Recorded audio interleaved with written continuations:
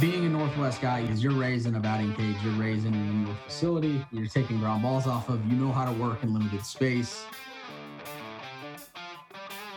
Okay, I'm going to tell you right now, and I know I'm biased because I'm a Northwest guy, but I will take a Northwest guy over somebody from another area any day of the week because I just think they're tougher. I just think they're tougher guys. I think that's one of the best things about baseball is it still is a way that you can really develop toughness and develop, loyalty and all those kinds of things that we want out of young men in particular. Welcome to the Pacific Northwest Fungo Banter Podcast, where we highlight all of the great coaches of the Pacific Northwest. Now, here are your hosts, Eric Sorensen, Jason Jarrett, and Kelly Gow. Hey, Pacific Northwest Fungo Banter fans. Welcome back to one of our last episodes of this season as our recorded interview season, as we are brought to you by Safeguard out of the Tri-Cities. A lot of great stuff from them, all of our apparel and swag. If you need things, go check them out. Heck, even the lanyards we had at the clinic this year, they made those. So good stuff at Safeguard. They've been with us since the very beginning. Thank you to Devo Bats as they're back with us to wrap up the season. If you need a fungo, if you need some wood bats, go check out devobats.com. Brought to you by Top Tier Sports. If you haven't gotten your summer schedule filled yet, go check them out.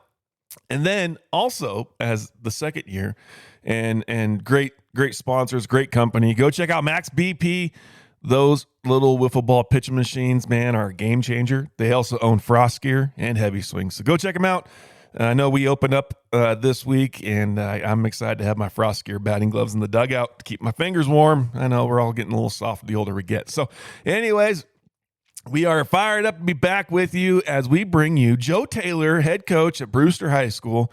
Joe's a young guy, and it's kind of a fun diving in. We've had a lot of veteran coaches on here, but we got to talk to a new guy who's going on to his second season as the head coach, talking some of the struggles of a new head coach and the successes, and also growing up in a small town where, if you know Brewster, Taylor's a pretty popular name there. So we're being in a small town USA where roots run deep and winning means something up in that community, and we talk about that as well. So hopefully you guys enjoy this episode. I know you will. If you want to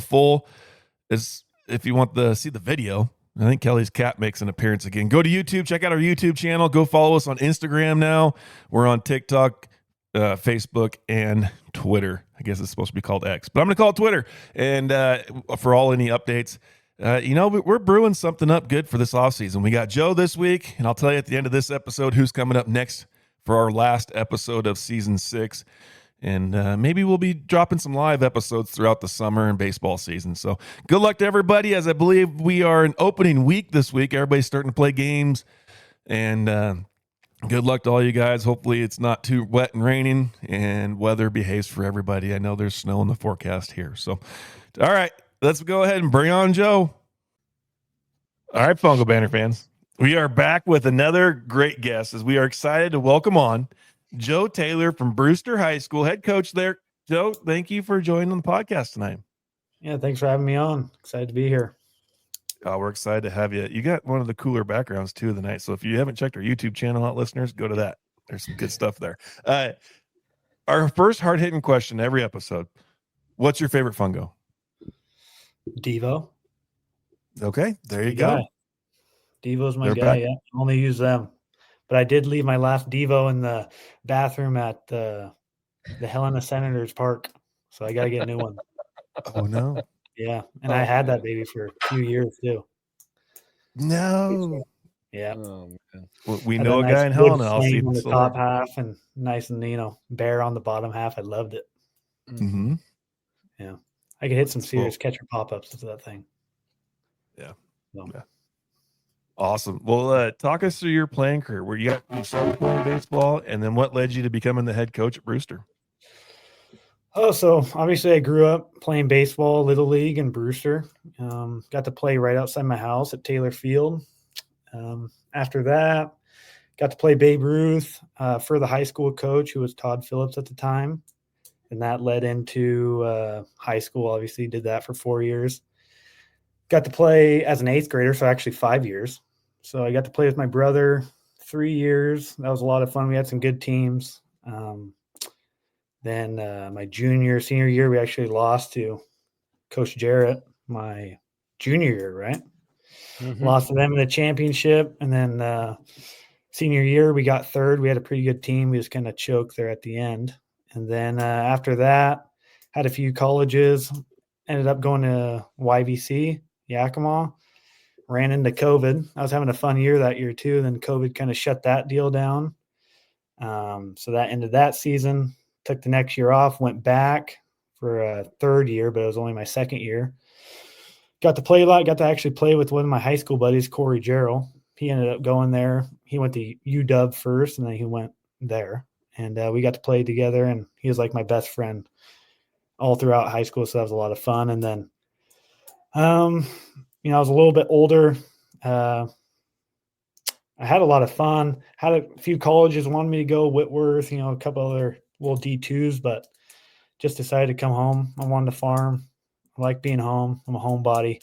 So I could have went and played. I kind of missed it. Wish I would have, but, I met my wife this way, and, God's got a plan for you. So trusted in it. And then I've always wanted to coach in Brewster, especially baseball. I want to win a state championship at Brewster any way I can. I don't care if I'm the assistant coach. I just want to be a part of it, It means a lot to me. So I want to get into coaching. Todd Phillips was the coach before me. He had a great career. He's got a lot of wins. I got one state title under his belt. And I was his assistant for 1 year, and then he up and retired, and I took the job from there. And this will be my second year. So came full circle for sure. Joe, coming into your second year here as a Brewster head guy, you're a local hometown guy. Yep. What kind of pressures does that kind of pull onto your shoulders? I mean, you think about it.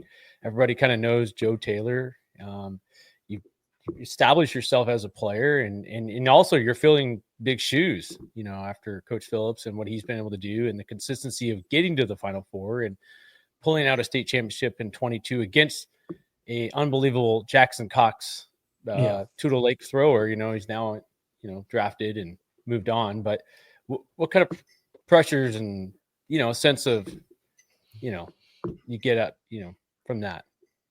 Yeah, we have a really great community here. I got a lot of family members in town, but, there's a lot of people who played baseball here that are back in Brewster. And I think the pressure probably comes from myself more than anybody else, just because I love Brewster.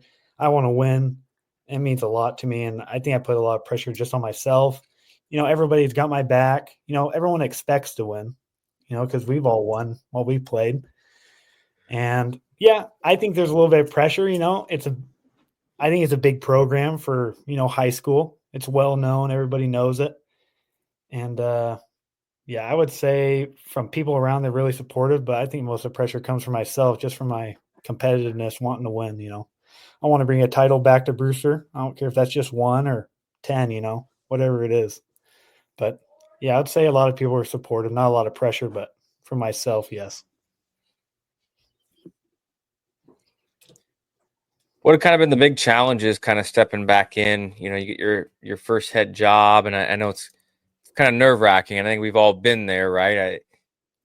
People talk about, like, if you want to be a head coach, you got to be a head coach, but at some point in time, everyone has their first year, right? But, kind of talk about some of those nerves, some of those growing pains that you've maybe gone through, things that you maybe didn't expect to be challenges that end up being challenges. What's that been like for you?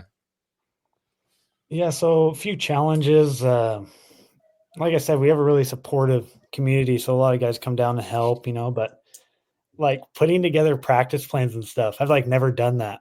And it's like, what do I want to do today? We need to work on everything and just be able to organize practices like that. And, obviously making the right calls in games. I know what to do, but it's like, do I want to pull the trigger because it could fail? I always hate that, but you kind of just got to let it rip and see what happens. Right. But it kind of hit me my first game when we played Tenasket. I was like, shoot, I'm in charge. The kids are looking at me, the assistant's looking at me, and he has 10 more years than I do under his belt, So I was just like, there were some growing pains that kind of opened my eyes that first game that I had the responsibility. But I don't know, my assistant coach last year was my brother-in-law. I leaned on him a lot, and my old coach, Todd Phillips, they really helped me through it. But yeah, making practice plans and then realizing that I had all the responsibility kind of was an eye-opener. But, a few growing pains here and there. Pitching, I'm not a pitcher. I'm like a position guy, hitting guy, and, going through, who's going to start, how we're going to relieve, how we're going to pitch that. I'm still growing in that, and that's something I got a lot of growing to do in. So. Are those just different avenues like classes or just relationships within, your league with other coaches, or just certain guys that you're working with to kind of grow that knowledge and that experience? Yeah. I look to you and Todd, Todd Gibson, Ellensburg guy. I'm looking what you guys did. You guys are obviously great coaches. I think I've asked Todd questions before. I lean a lot on my old head coach, Todd Phillips, just asking what he did, how'd you handle this situation? Another thing is like school, making sure guys are doing their classes and make sure they're in the right stuff, make sure they're eligible, just never having to deal with that. That was all just new, but like I said, lean on my assistant coaches. They've helped me a lot. Liberty Bell coach has helped me. Tenasket guys they got a couple of great coaches up there, and I can always ask them questions. But yeah, anybody I ask, no one's going to give me the cold shoulder type deal. So, and a lot of my cousins and former players are here, and my brother's a high school basketball coach, and my dad's obviously a Hall of Famer basketball coach. So I got a lot of avenues I can go to if I need questions or need help. Yeah, I remember as that first year coach, right? You feel that sense of pressure and that, like, man, do I do this, or am I an absolute failure, or am I going to be a success? And then what are you start playing in your head too? What are parents are going to think about me, or what are the players are going to react if I tell this kid to bunt or play the squeeze play or whatever we do, so you start playing really big head games within your own mind. I mean, I think it doesn't necessarily get easier, just adjust to those. And that those self-doubts come into your mind, especially in those bigger games. And you just know how to compartmentalize that stuff. Just kind of have to put that behind you. Again, it's kind of like the position player. You have to control your breathing and think clearly, because if you elevate your heart rate and you start being expressive in your language and your body language, your team's going to feel that. And so that's just one of those things. I remember that first couple of years at prep taking over, you just have these big dreams of like, yeah, we're going to go to state and we're going to kill the league and we're going to win. And dude, you're walking away with 4 wins in the win column and 16 in the lose. And you're like, man, but it's just those baby steps, and I think if you get instant success, and I'm not against those guys that come in and do it, I mean, kudos to them, but man, it is a hard gig. Mm-hmm. Oh yeah, I completely agree. Yep.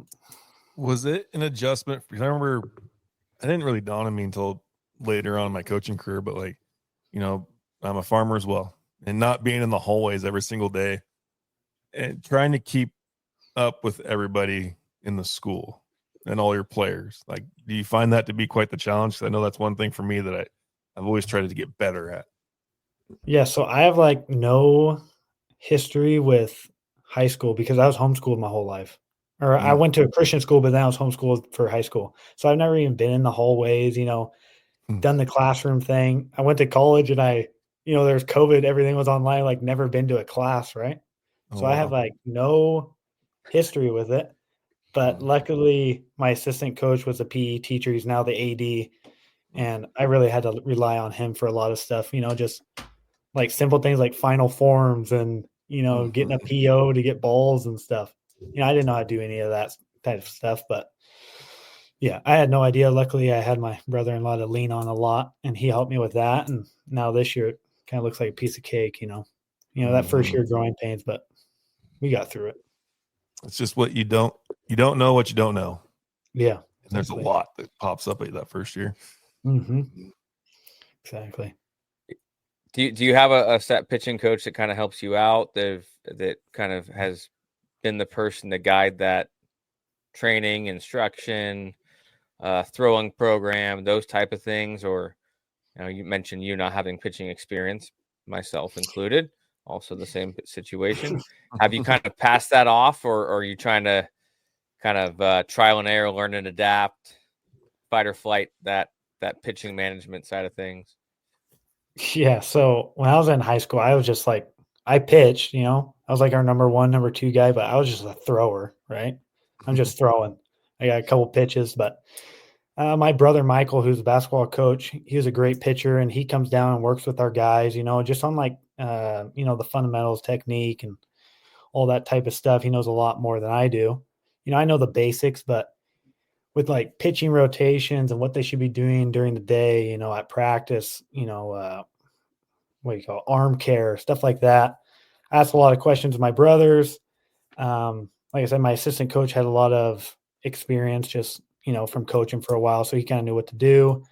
I had a little bit of knowledge, but I'm still good friends with our pitching coach from Yakima. I asked him a few questions, and then my cousin, Jared Riggin, he was a professional big leaguer, and he was a pitcher. So if I have any questions, I'm going to him, for everything. And he's sending me videos on Instagram all the time about what I could do, do this, try that. So yeah, that's just kind of how I've been navigating it right now. So Joe, your practice plans on that? Like, have you had to, I'm assuming your better pitchers are probably also your better hitters and position players. It's small school baseball. That's how it goes. How have you kind of integrated that process of making sure the pitching development side doesn't take the backseat to everything else that's going on within practice? Yeah, that was tough. It did take a backseat last year. And we really only had one true pitcher last year. That was kind of our downfall, especially in districts. We ran out of pitching, and I knew it was going to happen. And I tried not to throw him too much early in the season, but, spread out his games where he was still getting, a good amount of innings. But I kind of caught myself mid-season, like I haven't done anything with our pitchers in a while. I'm so worried about ground balls and double plays and, first and thirds. And so that was kind of a learning curve that I got to stay on top of that. I didn't do a good job of it last year. And this year it's like priority number 1. So yeah, man, I put it on the back burner last year. Won't happen again this year. There you go. Yeah.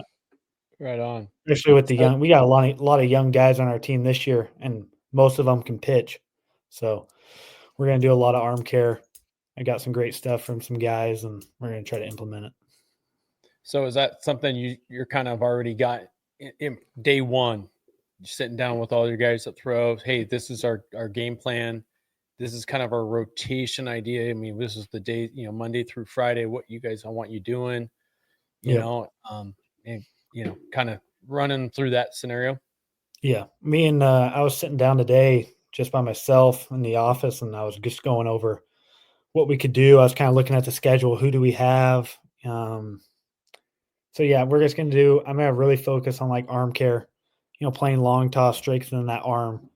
But this year we're probably going to have a lot of guys throw, not a lot of innings, but, multiple guys throw one game. Because we got one good pitcher that played on our Rocket team last year. He'll be able to do a full game, but most of those other kids, we're going to have to split it. So I'm just trying to navigate through there, how to save that guy's arm, pitch the bigger games, see if we can get by with these other guys, just trying to game plan like that, like you said. But no, I'm going to really focus on trying to strengthen those arms. So, 2 years down the road, these guys are all sophomores. By the time they're seniors, we could have 4 or 5 pitchers, in the rotation, which would be huge to be, Oh, for sure. Absolutely. Yeah. And that's what it takes. Okay. That's Go a ahead. big one. Was at the 21 when we played our 10-game season, and we had like back-to-back double headers. We're small school, man. We don't got that. Yeah. I know. Well, for game 1, we were getting beat pretty good, and all of a sudden, I was like, hey, anybody else here throwing? Like, can we just get through this? We have one more inning to get 10 ran here. Well, coach, and it turned into I wrote down all the names.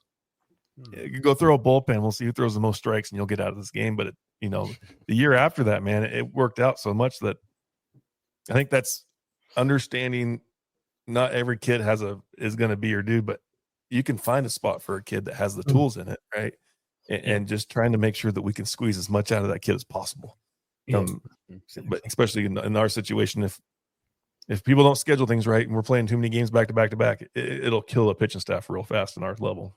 Yeah, and that happened to us last year. We had a insane league schedule. So we played a game on Tuesday, a single on Thursday, and then a double on Saturday every week. And it killed us. Like, we were losing to teams that, we probably should have beat, that we would beat with our main guy. And I remember one week we played like the number 2 team on a Tuesday, the number 4 team on a Thursday, and then Liberty Bell for a doubleheader on Saturday. And I got one pitcher. So I'm just like, which game am I going to sacrifice, And, of course, we're playing Riverview or something on that Thursday, and I want to compete with them, but I can't throw my guy. But we fixed that this year. That was a big problem last year. So I'm happy they got rid of that. Well, I what I like about it, Joe, I mean, you think about the scouting standpoint, right? When you get into the postseason, you start pulling up numbers and you got 6 guys that have only thrown a third of or 2/3 of an inning apart from each other. You're like, okay, I know maybe they're pinpoint dude, but I mean, who are they going to go next? And how do you prepare for that? I mean, I think in that sense, on the small school side, it's a little bit easier to pick up. Even at the larger school, I mean, it's a little bit more. You got the diet guy with the numbers and all that kind of stuff. But for us, if you're a school that is big into scouting and kind of want to prep your guys, especially as you get deeper in the playoffs, and you're looking at, man, you can't really don't have a lot of time in practice to prepare for 6 other arms. Yeah. So. Yeah. So what's the league going to look like this year up north? I mean, you were kind of talking about, you got Liberty Bell up there. It's going to be tough. So we got Liberty Bell. I think they could be a top team. They got the dudes to do it. I mean, you saw them this summer. They played for me. They play hard. They're gritty, man. They beat you. I mean, they'll just beat you with effort. Those guys are fun to coach. They're no fun to play against, but I like watching them. I like it when guys play hard. Then we got Okanagan. They got a few good kids. Their best player played on our Rocket team, Braden Meyer. He's got a really good arm. He's a shutdown pitcher. They got a few other guys who can really hit. So they'll be tough. Obviously, we got us. We'll probably, we got a younger team this year, but, I expect a lot from them. We're going to go at it like we're number 1 favorites, right?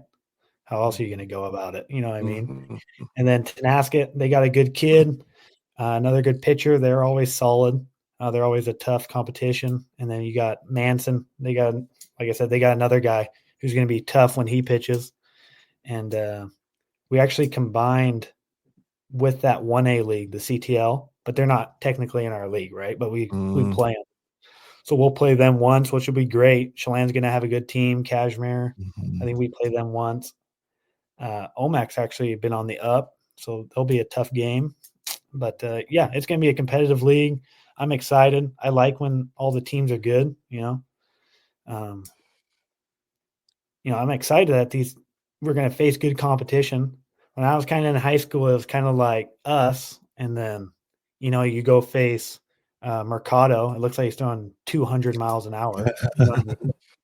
So, it's nice to have good arms in our league, good teams. I think this summer baseball thing is really helping. It's having more kids play.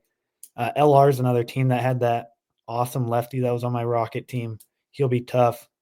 So, I'm excited. I think we'll have a pretty good league. We'll be competitive. Talk about that. The Tillage Baseball League has turned into, it was a really cool thing last year. And for where we're at geographically, right? Like, we can't always be playing 50, 80 games a year, but actually one of the best things you can do is practice in the summertime, right? With some of these things. So talk about what the Tillage League meant. I mean, you guys were, it's playing summer baseball, the places you played in high school, and we've all played summer ball, Legion and whatnot back in the day.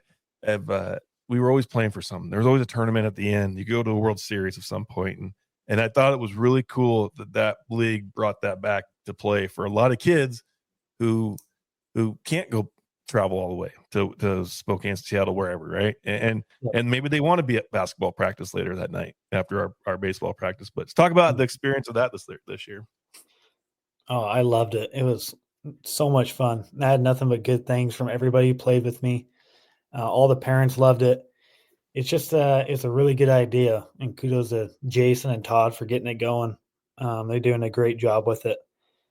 So when I played River Dogs, I liked it. I mean, it was exhausting. I mean, we played Thursday through Sunday every week. Mm-hmm. You were in Wyoming and Idaho and Montana, which was fun. We played a lot of small town stadium type deals.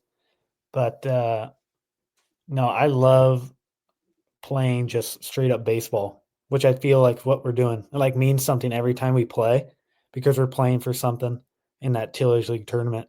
And I think you saw it last year. Our guys were into it in that tournament. I mean, we wanted to win. We were expecting to win.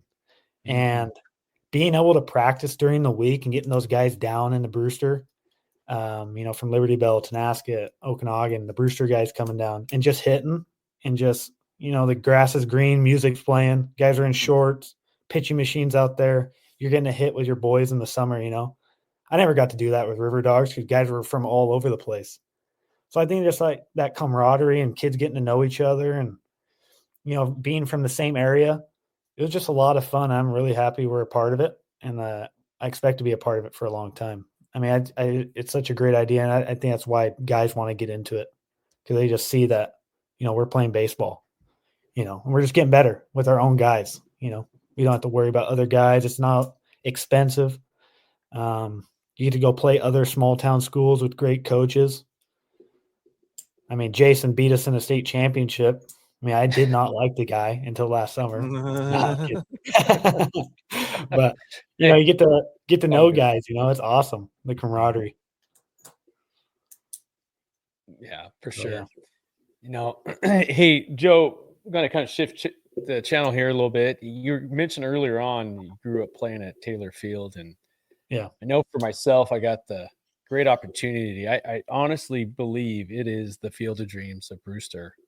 Kind of just explain to our listeners, what is Taylor Field? How did it get started? I don't know if you want to let everybody know where it's at. Maybe so, but it's up to you. But absolutely, this is a gorgeous place. So tell us a little bit about Taylor Field. 152 Mountain View Drive, right there, Brewster, Washington. All right, cool. Never mind. That's good. You might have some old guy out there yelling at him, right? Some old guy out there yelling at him, right? As they're driving, hey, keep on driving. Yeah. No, it's like I say, Brewster's the center of the world, but that's like the center, Taylor Field, by the way. Fun fact. It's like the greatest place ever, and it's home. It's where we all grew up. My dad takes care of it. It's like his baby, right? And no, you got to see it. It's hard to put it into words how awesome that place is, especially in the summer when it's green. My dad just watered the dirt. It's dark brown, horses in the background, gardens back there, big pine trees in center, cage in right field. The nephews are playing wiffle ball in the infield, just nothing better. Town gets to go there there's like 80 some games in the spring there. And during the summer we have tournaments, and just seeing people from the town, they come out. People don't even have kids on the teams. They just want to come get a burger, watch the games, It's just, it's just a great place. And the teams that you're bringing in are from all over the state pretty much, right? Is that correct? Yeah. Right? I think we had a team from Penticton come in from Canada last year. Expos came last year, little expos. And we had some really fun tournaments. People are always like, we were not expecting this every time they pull up. They're just like, holy smokes, we were wondering, I thought we took the wrong turn in the middle of an orchard. All of a sudden there's a baseball field, And it's just a lot of fun being able to be around there. And we get to take care of the field. Sometimes we're umpiring. Our high school guys will umpire some games. And, it's just awesome. So I got to know, because as a kid, there was plenty of times I snuck into the cornfield while Dad was working irrigating, and I would just say, "If you build it," and my response from him, or I always got, was, "Get back to work." So how'd you guys get your dad to build a baseball field? Because that's freaking awesome. Well, he built it when I was I don't even think I was born yet. When he got the idea, and it's a area that gets too cold to grow any fruit, apples or cherries, and it's just a cold spot. It's like the last place in Brewster that still has snow every single year, and no, I guess he just he knows way more about it, but he just had a vision. I'm going to build a baseball field here. It's just a horse pasture, and he moved the fence. And he just built it from there. He got a lot of flack from, I think it was my grandpa, right? His father-in-law. Mm-hmm. But once it was done, he said it was the greatest thing built since the Grand Coulee Dam. So, I mean, literally the story, I remember talking to your dad about it, Joe, is that it's almost like Iowa, like the Field of Dreams. When he's cutting this corn, everybody's coming up and like, what are you doing? Like, you're nuts. Like, this is money that you're wasting away, like a baseball field. And guys, I got to share the story because Joe tells me about this place last summer, and I'm kind of like, what? That's crazy. So then he's like, hey, after we play, I'll take you up there. And so I get in my rig and I'm driving, and it's like we're going up and we're literally driving through orchards, and I'm like, there's no way there's a baseball field. And all of a sudden you come around the corner, boom. There's this immaculate, and it's literally like heaven on earth. You walk out, and it's so peaceful.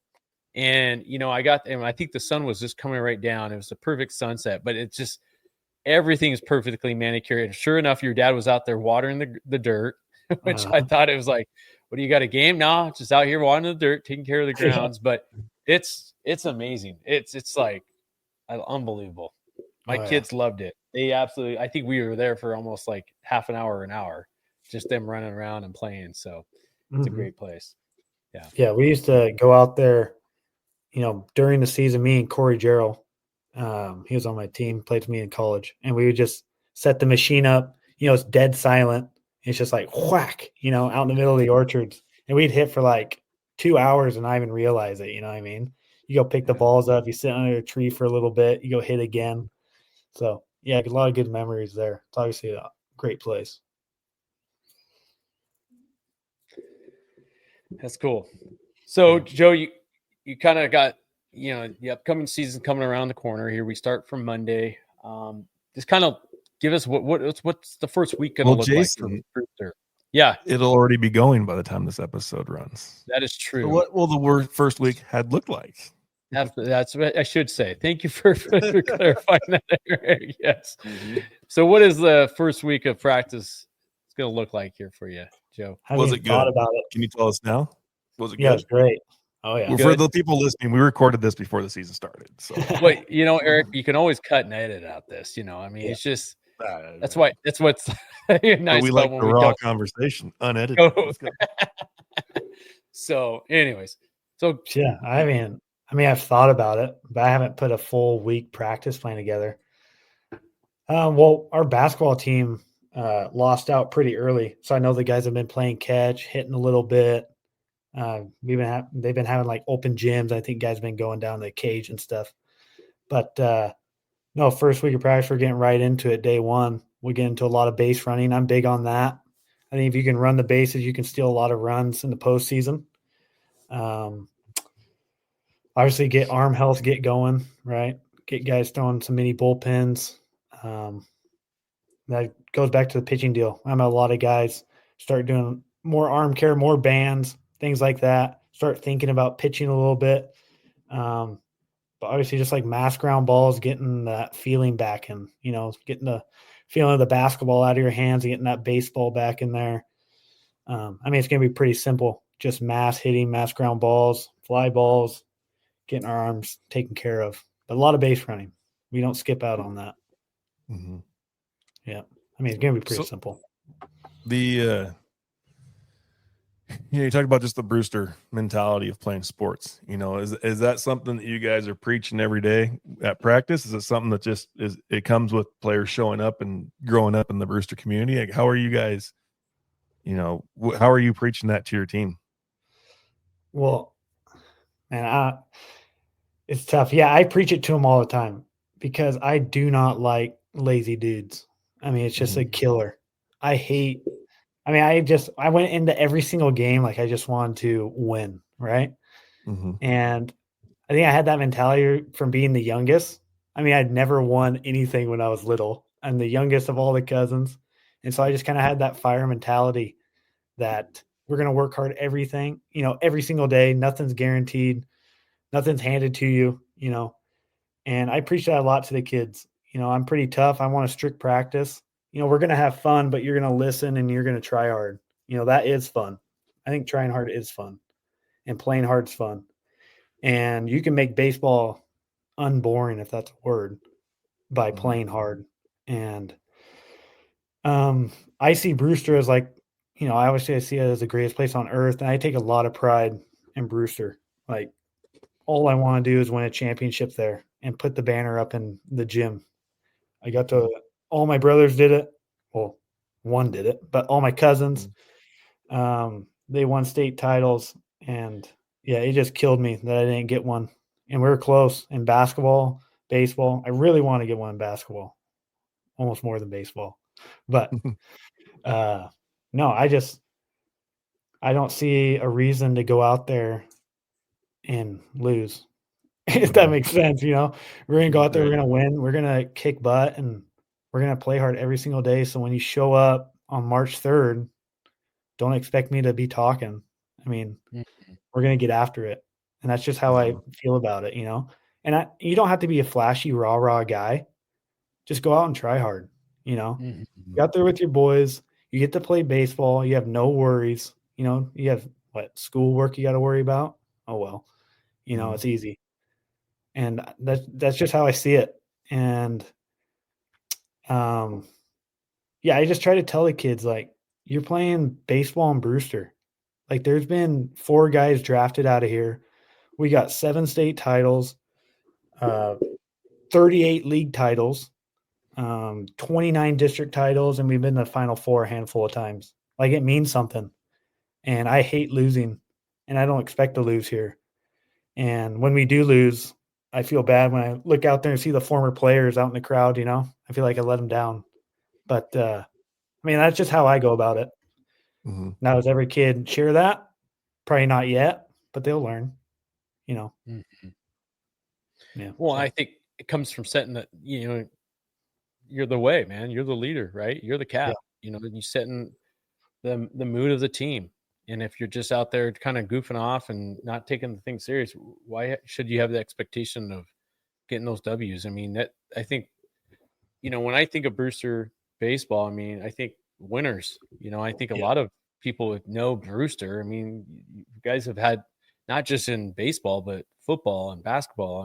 Basketball has probably done as much as probably or more than baseball, but it's just, you're going to find a good athlete out there, either from a Division I level to all the way down to a JUCO kind of guy that's going to go out and perform. And they know what the expectations are. They're the kind of that farmer grinder mindset. It's kind of like you can elevate your voice with them. You can, be very 2-point, and those kind of things. They know what the expectations. Just that's what, it's like the Brewster way. Right. And I think that's when you're setting that trend last year, you're kind of, and it just, coming into this year, I'm sure your guys are going to know what to expect, and when they screw up, they know they need to respond in order to continue to keep themselves in the lineup and continue to be successful as a team. Yeah. Yeah. And with our team being so young, I think there's 6 guys who are all sophomores. So I had them as freshmen, right? And so I'm really excited to see how those guys are when they're seniors, because they're going to know what Brewster baseball is supposed to be like. I'm trying to, I'm coaching it the way I think it should be, right? And how the history is. And I'm excited to see what they do by senior year. I know they'll be a bunch of dogs out there. And it's, it's nice actually having young guys because they can kind of, they're there for a while. They can tell the guys who are coming out of 8th grade or our 8th graders, like, this is what he expects. We're going to do this before practice, so he doesn't even have to tell us. Put the field away, those types of things. But yeah, that's just how. When I think that carries over to your youth too, the little guys up on top of the hill, right? I mean, they kind of have that, knowing that expectation of, they all want to be, Brewster varsity players one day and play at the gorgeous brand new, fully renovated infield that you got there at Brewster High School, almost looking like an MLB field nowadays. But but the thing is that every kid goes down there and their hands are on the chain link fence with their faces pressed up against it, and just I know they're dreaming, and I think that they watch that and they see that, and it just is the carryover. And so by their 7th grade, 8th grade, they know what the expectations are. They know how Coach Taylor communicates. He knows the signs. I mean, all those scenarios that then by their freshman year they're ready to go, and it's a well-oiled machine. We have a good little what do you call it, little league program with a lot of former players as coaches, and they do a really good job because they know what Brewster baseball is all about. We expect to win. I mean, we could have the worst team in the state, and it's like we lose to Okanagan, and we're like, why did you lose? Like, what are you doing? Type thing. We expect to win. And, this year in basketball, we had kind of a rough season, but, we're like, next year, make it right type thing. You know what I mean? Like my brother Michael was like, someone said, you gotta have the bad ones to, enjoy the good ones. He's like, no, I want to be good every year. I don't see like that, like that's my mentality. You know what I mean? So, I know there's going to be ups and downs, but I'm never going to lose that mindset. You know what I mean? Joe, where does that kind of come from? Is that just your upkeep? Is that just something that you woke up one day and you're just like, this is who I am? Because you think a lot about different personalities and people. There's not a lot of people that have that mindset. You can have a losing season, they say, or a successful season, and you don't get quite to the top, and no, this isn't good enough. And you're like, oh no, coach, you did great. We got 4th in state, or, hey, at least we were 1 game and 1 out away. No, that's not good enough. No, I can't be satisfied with that. Yeah.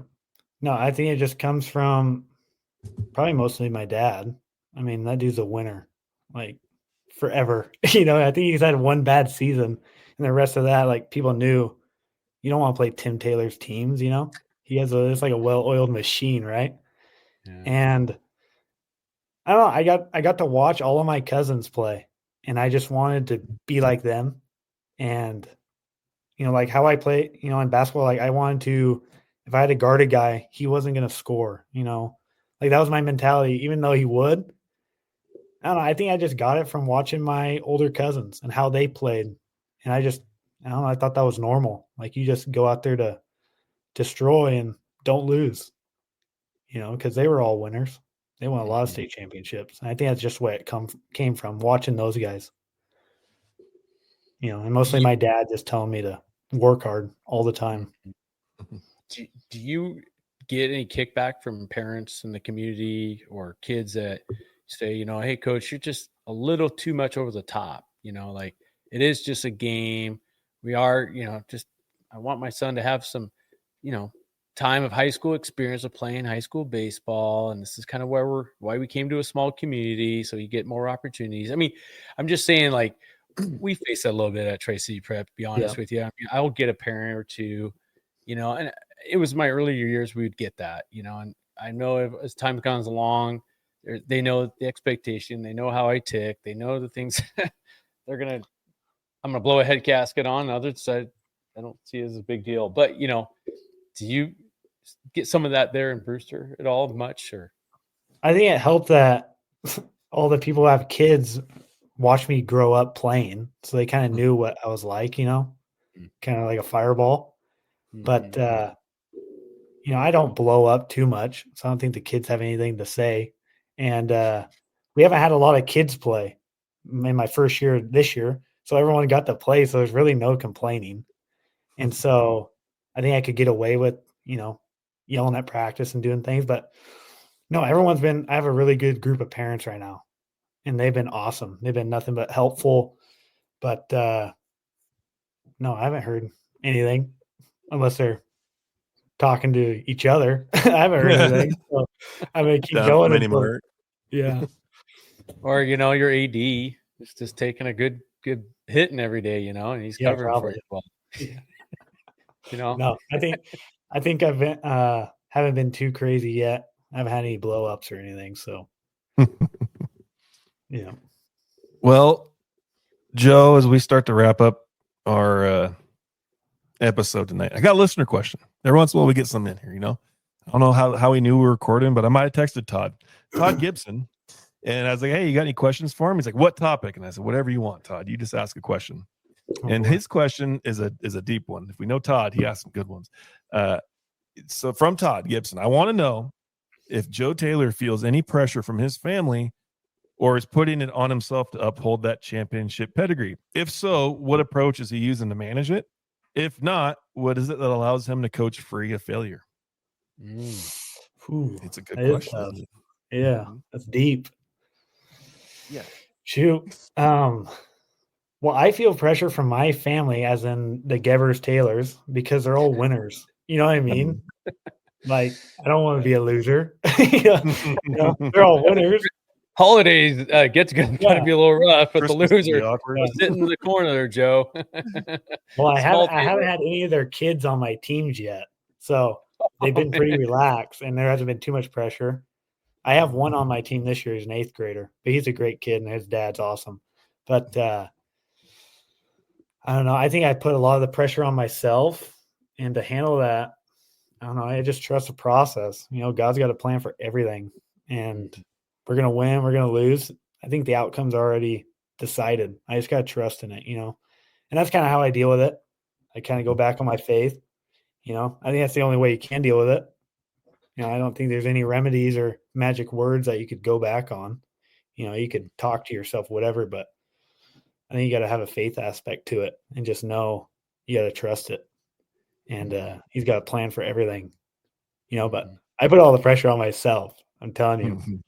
I don't think anyone's told me, like, you better win this year. The only person that told me that is me.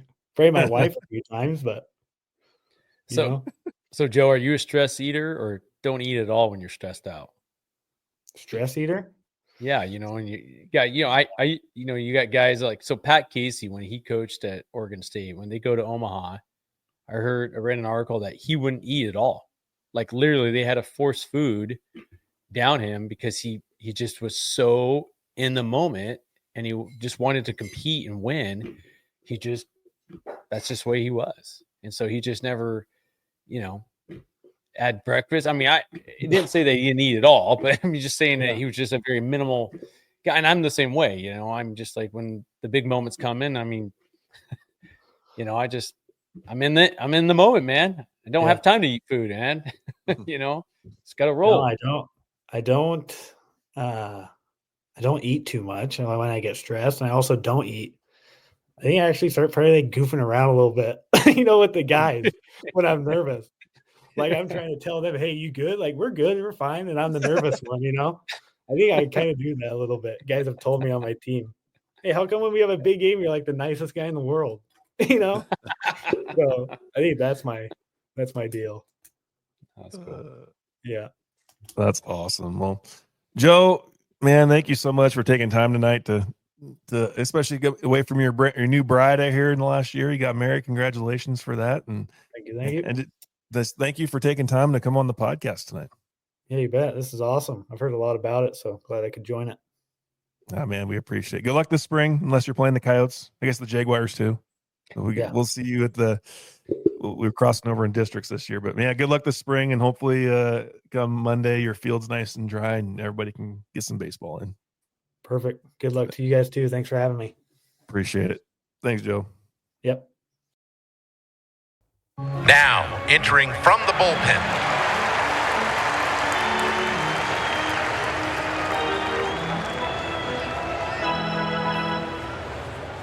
Well, a big thank you to Joe Taylor, head coach of Brewster High School.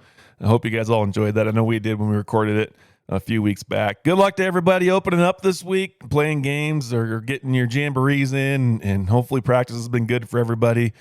Dry fields and good kids. And it's always good to have fun kids to be around, and that helps when they're pretty good at baseball too. So look forward to hearing all you guys' stories. Please interact with us on social media. We're wrapping this thing up for the year. We got one more episode. We'll drop in 2 parts, I believe. We'll see when we get there. It's already been recorded, and I can tell you it is dynamite gold. I'll tell you who it is. I'm just going to get into it because it was an episode that we have been shooting for a very long time. And luckily, these 2 guys were at the clinic this year in Ellensburg. And while I was up there helping run the thing, Jason was making sure that we got these guys locked up. We have Kim Cox and JC Biaggi from DeSales High School. It's a fun episode. We all know who Kim Cox is, right? He won, I believe, 19 state championships at DeSales High School. Longtime veteran coach in the Pacific Northwest from that Walla Walla area. And then we brought on JC Biaggi, who played for him, coached with him, coached in the community college level for quite a while. He even won a pretty big game at the D1 level as a player. A great interview. It's a fun interview. And I know that when we scheduled this one, and it'd be cool to have both guys. And it was fun because Coach Cox could talk a little bit about, his coaching and how they did things. And then they got the player's perspective.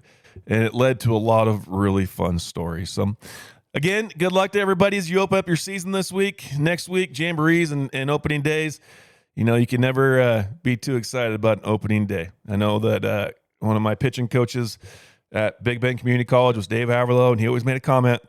It doesn't matter how old you are. Whenever you put baseball pants on, you become a little kid again. I know that a lot of us are feeling that this week. Go coach up your kids. Teach them. Make them better as a human and a baseball player. We'll be back next week with Coach Cox and JC Biaggi. Big thank you to Joe Taylor for this episode. Let us know what you thought. Hopefully you liked it. Go follow us on all of our socials, Instagram, Facebook, Twitter. What I missed? TikTok. And thank you to Safeguard. Thank you to Top Tier. Thank you to Max BP. And thank you to Devo Bats. Take care, everybody. We'll see you next time.